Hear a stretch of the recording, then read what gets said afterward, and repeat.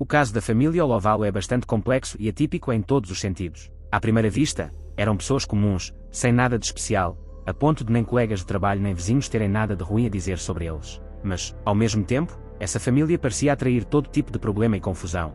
E coisas estranhas, até mesmo sinistras, aconteciam ao seu redor. Quando a mãe da família foi brutalmente assassinada em circunstâncias misteriosas, seus filhos imediatamente se tornaram os principais suspeitos. E quanto mais os detetives desvendavam essa história estranha, mais segredos familiares aterrorizantes eles descobriam.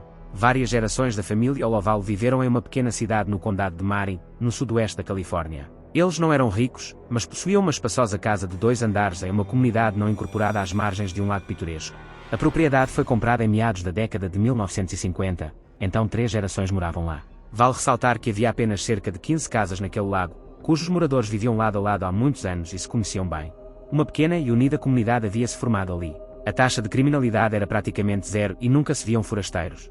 O próprio assentamento estava literalmente imerso em vegetação e parecia um verdadeiro paraíso. Em 1965, após décadas de tentativas frustradas de ter filhos, o casal Alul decidiu adotar um bebê abandonado pelos pais biológicos. Escolheram uma menina de 3 meses, a quem deram o nome de Denise. Essa pequena se tornou o centro do universo de seus pais adotivos. Ela cresceu em um ambiente amoroso e carinhoso, recebeu uma boa educação e teve a oportunidade de se dedicar ao que realmente amava, esportes radicais. Aos 20 anos, ainda estudante, Dennis casou-se com seu primeiro marido, Richard, um colega que compartilhava a paixão pelo paraquedismo. No dia do casamento, os recém-casados e seus padrinhos fizeram outro salto e, durante a queda livre, o casal trocou alianças. O primeiro casamento estudantil não durou muito, pois o jovem casal simplesmente não estava preparado para a vida familiar, os problemas do dia-a-dia e assim por diante. Divorciaram-se 2 anos após o casamento, cada um seguiu seu próprio caminho e o contato entre eles cessou completamente. Em 1998, aos 33 anos, Dennis casou-se pela segunda vez. Desta vez, seu escolhido foi Benjamin, quase 10 anos mais velho. O casal sonhava em ter filhos, mas Dennis foi diagnosticada com problemas de saúde que a impediam de engravidar. Decidiram então adotar, mas por um caminho um tanto incomum. Inspirados pelo exemplo da estrela de Hollywood Angelina Jolie, em 2006, Denise, de 41 anos, e Benjamin, de 51, adotaram um menino chamado Carlos, que tinha apenas 4 anos na época e era originário da Guatemala. O processo de adoção exigiu considerável esforço e dinheiro. Um ano depois, o casal adotou outro menino, Angel, que trouxeram de Honduras, e também gastaram uma quantia significativa de dinheiro e esforço com a documentação. Apesar de terem 2 filhos, a vida familiar estava longe do ideal. Em 2012, o casal decidiu se divorciar e os filhos adotivos permaneceram com a mãe biológica. Após a separação, Benjamin se mudou para outro estado e nunca mais demonstrou interesse pelo destino dos meninos. Nessa época, os pais adotivos de Denise já haviam falecido. Ela herdou uma casa no Lago Cidra e decidiu se mudar para lá com as crianças. Julu trabalhava como professora em uma escola de ensino médio no condado de Marin. Ela não ganhava muito, mas parecia ser o suficiente para ela e os meninos viverem. As pessoas ao seu redor a descreviam como uma mulher inteligente, razoavelmente esperta e não conflituosa. Ela era valorizada e respeitada no trabalho, e seus vizinhos não tinham nada de negativo a dizer sobre ela. Dennis criou sozinha 2 filhos adotivos e teve muita dificuldade com eles. Sem o pai, os meninos ficaram completamente fora de controle, e ela simplesmente não conseguia lidar com a situação. Angel era o mais problemático, pois, mesmo no ensino fundamental, se recusava a obedecer ou seguir qualquer regra, além de apresentar explosões de raiva e acessos de agressividade incontrolável. Ele não apenas se comportava mal, ele literalmente atacava outras crianças. E seu comportamento às vezes era francamente perigoso, pois ele podia se machucar e machucar os outros. Carlos também se comportava mal, mas era mais quieto, raramente tendo conflitos abertos com alguém. Embora, se uma briga fosse inevitável, ele sempre era o primeiro a brigar. O menino tinha dificuldades de interação social com seus colegas. Ele quase não tinha amigos, mas encontrava algum consolo nos esportes. Os irmãos nunca se deram bem. E depois de viverem sob o mesmo teto, na mesma família, por muitos anos, eles não só não criaram laços ou encontraram pontos em comum, como se tornaram abertamente hostis. Os meninos brigavam constantemente, chegando a se ferir, e literalmente se odiavam. Sua mãe adotiva, no entanto, não considerou isso um problema sério e nunca buscou ajuda profissional. Por volta dos 9 ou 10 anos, Angel perdeu completamente o controle. Ele faltava às aulas com frequência. Os professores reclamavam constantemente de seu comportamento e agressividade para com os outros. Ele também começou a roubar. Nessa época, o menino fugiu de casa pela primeira vez e desapareceu por vários dias. Depois disso, passou a fugir regularmente e abandonou os estudos. Em setembro de 2016, as autoridades visitaram a casa de Slow devido a queixas persistentes de professores sobre o comportamento dos meninos e as frequentes fugas de Angel. Queriam verificar as condições de vida das crianças e conversar com elas, mas depararam-se com algo alarmante e assustador. Denise estava em casa com os meninos e claramente não esperava nenhuma visita. Mesmo assim, permitiu a entrada do policial e dos representantes da proteção à criança, pois não tinha motivos para recusar. A primeira coisa que notaram foi que as janelas do primeiro andar estavam parcialmente cobertas com papelão, impossibilitando a visão do interior da casa a partir da rua. A residência, onde moravam 2 crianças, não tinha brinquedos, bicicletas, patins ou qualquer coisa associada aos passatempos típicos de meninos daquela idade. Havia praticamente nada, além de alguns móveis básicos que sobraram dos pais, uma geladeira velha e uma máquina de lavar. Apenas o quarto de Denise tinha uma cama, enquanto os meninos dormiam em colchões infláveis espalhados pelo chão. Mas o maior choque e confusão vieram do quarto de Angel. Não se parecia com um quarto de criança, mas sim com uma cela de confinamento solitário.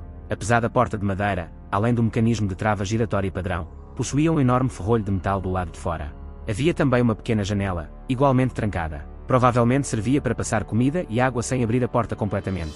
O quarto era mal iluminado. As janelas estavam completamente cobertas com papelão. Angel estava sentada em um colchão em um canto, e no outro canto havia um balde fétido, com 8 centímetros de espessura, cheio de excrementos humanos. O quarto cheirava tão mal quanto o balde, mas o pequeno prisioneiro parecia menos assustado do que furioso.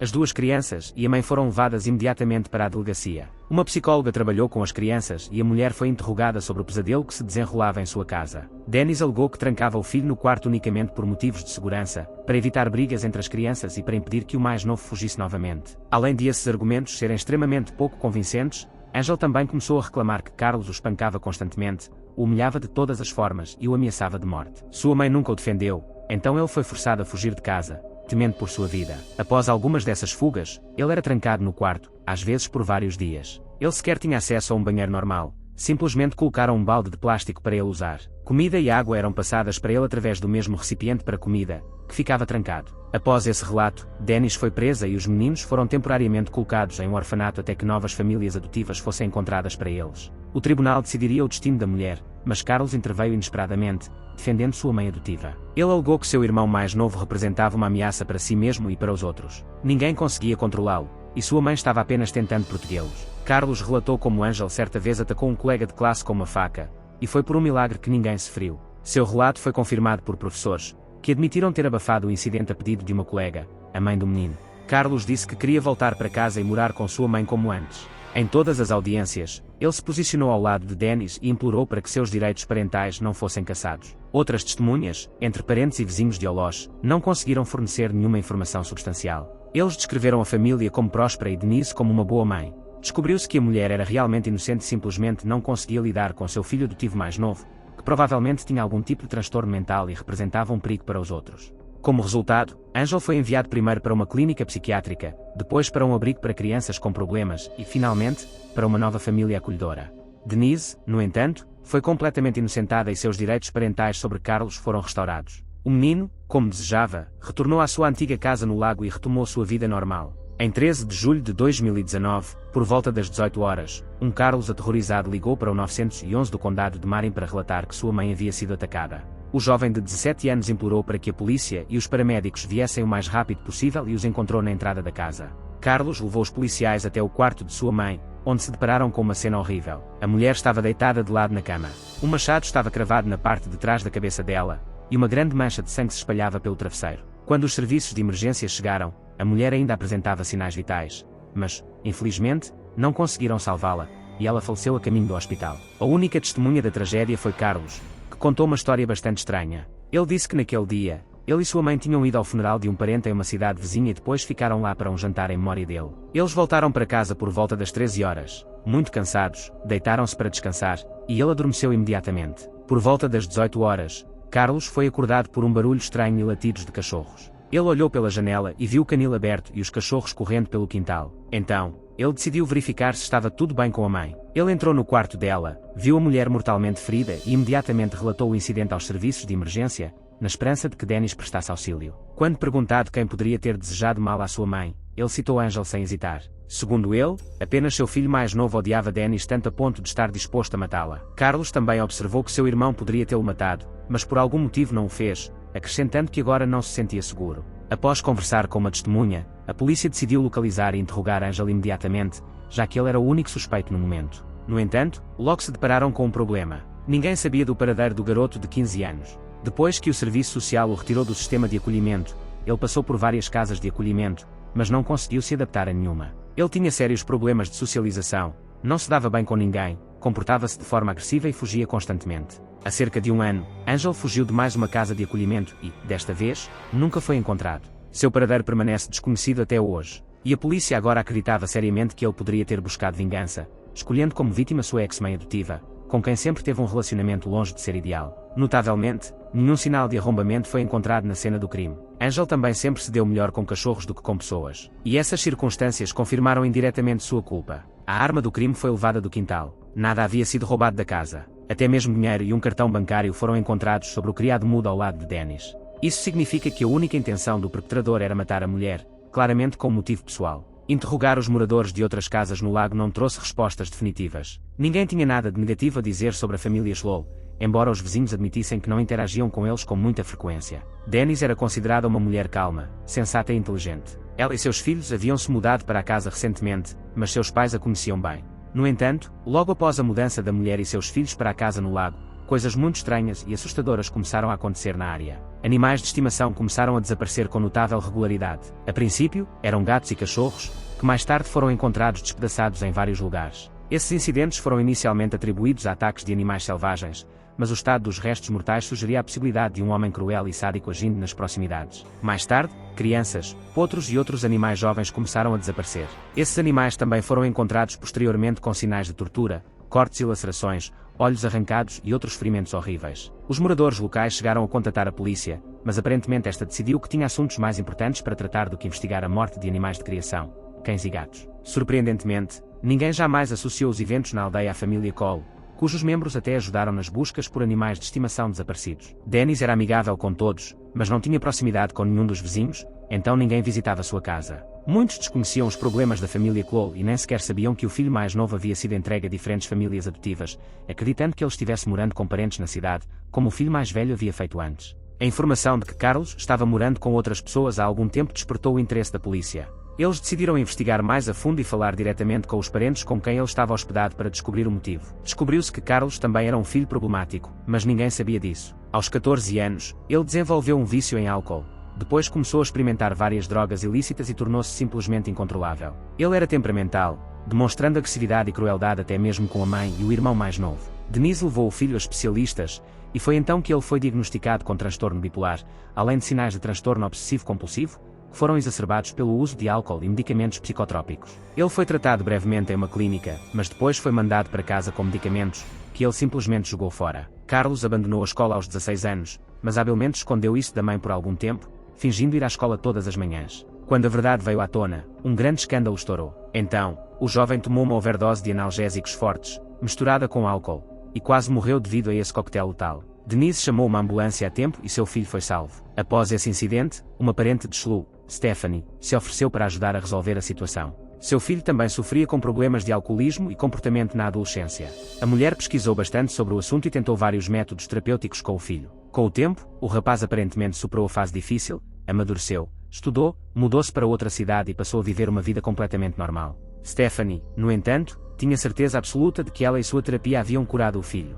A mulher se considerava uma especialista na área, apesar de não ter formação académica e se basear unicamente em conselhos da internet e de diversos livros. Ela decidiu repetir o experimento com o filho de um parente e convidou Carlos para morar em sua casa durante o tratamento. Carlos morou na casa do parente por cerca de 6 meses, e sua mãe o visitava regularmente. As chamadas sessões de psicoterapia também eram realizadas lá. Stefana sugeriu gravar tudo para que pudesse analisar, comparar e avaliar o progresso do tratamento posteriormente. Todas essas gravações foram guardadas em sua casa. Após o assassinato de Denise, tornaram-se provas cruciais. Como se constatou, o relacionamento entre mãe e filho estava longe de ser ideal. A mulher culpava o menino por todos os seus problemas e fracassos. Ela expressava repetidamente arrependimento por tê-lo adotado, chamando-o de lixo, dizendo que ninguém jamais o amaria e que ninguém precisava dele. Além disso, durante esse período, Denise enfrentava sérios problemas financeiros. Ela perdeu o emprego na escola e se virava com trabalhos temporários e instáveis. A mulher exigia que seu filho adotivo encontrasse um emprego e a ajudasse. A princípio, ela se recusou a comprar roupas para ele, alegando falta de dinheiro,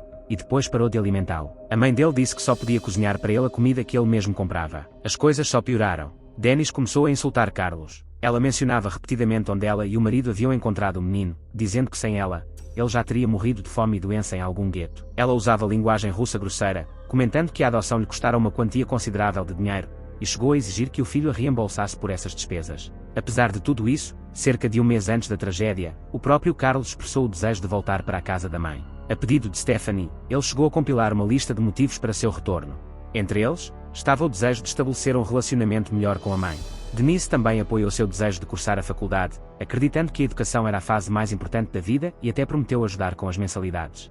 Stephanie sugeriu que Denise instalasse várias câmaras na casa, nos cômodos onde ela e o filho interagiam com mais frequência, para que ela pudesse continuar monitorando e analisando seu comportamento. A ideia parecia absurda, mas Denise concordou prontamente, em parte por sua própria segurança. Ela claramente não confiava no filho e temia que ele pudesse fazer algo terrível em um momento de raiva. Curiosamente, essas mesmas câmaras, assim como o celular de Denise, desapareceram misteriosamente da casa.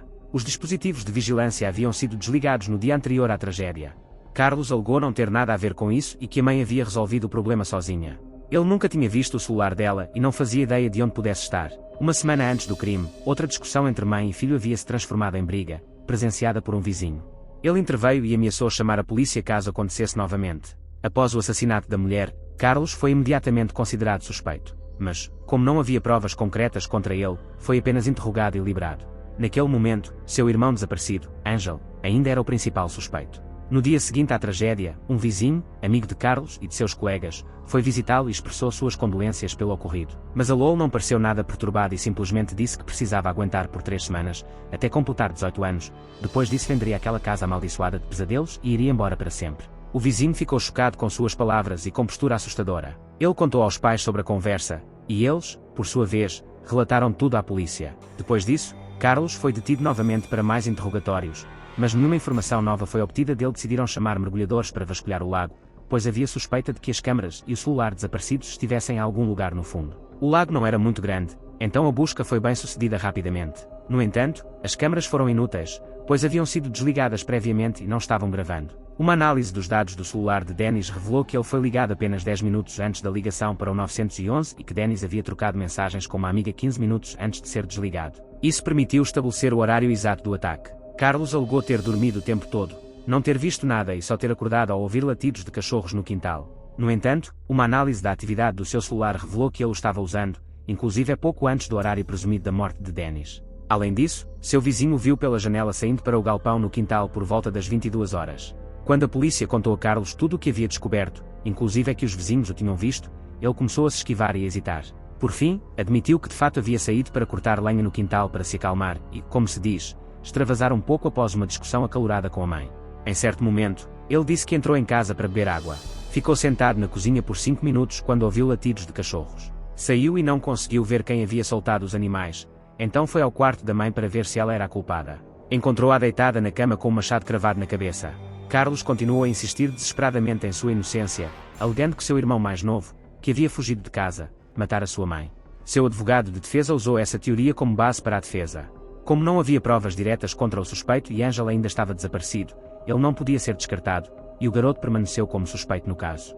Um ponto de virada na investigação ocorreu no início de 2020, quando o rastro de Angel foi finalmente descoberto. Descobriu-se que ele estava em outro estado, detido em um centro de detenção juvenil. Ele foi levado para lá após um roubo, mas deu um nome falso, o que impossibilitou a identificação. Na época do crime, Angel já estava preso, então não poderia ter tido nada a ver com o assassinato de sua mãe adotiva. Ele foi levado à Califórnia para depor no julgamento. Testemunhou que seu irmão era um verdadeiro monstro que o havia abusado e a sua mãe de todas as maneiras, além de torturar e matar animais, foram posteriormente encontrados por toda a região. Sem outra escolha, Carlos decidiu se declarar culpado pelo assassinato de sua mãe. No entanto, ele não conseguiu articular seu motivo. Disse apenas que odiava sua mãe, sonhava em vender a casa onde moravam e se mudar para o mais longe possível. A solução para o problema lhe ocorreu espontaneamente enquanto cortava lenha. Assim, o réu queria provar que o crime não foi premeditado. Ele agiu espontaneamente e até tentou alegar insanidade temporária. No entanto, as câmaras de vídeo, que foram desligadas previamente e depois removidas, indicaram o contrário. Em março de 2021, Carlos foi considerado culpado pelo assassinato premeditado de sua mãe adotiva. Ele foi condenado à prisão perpétua sem possibilidade de liberdade condicional. Contudo, como era menor de idade na época do crime, o tribunal reconheceu seu direito a um novo julgamento em 2041. Obrigado por assistir. Recomendo que você assista a outros vídeos igualmente chocantes no meu canal. Até breve.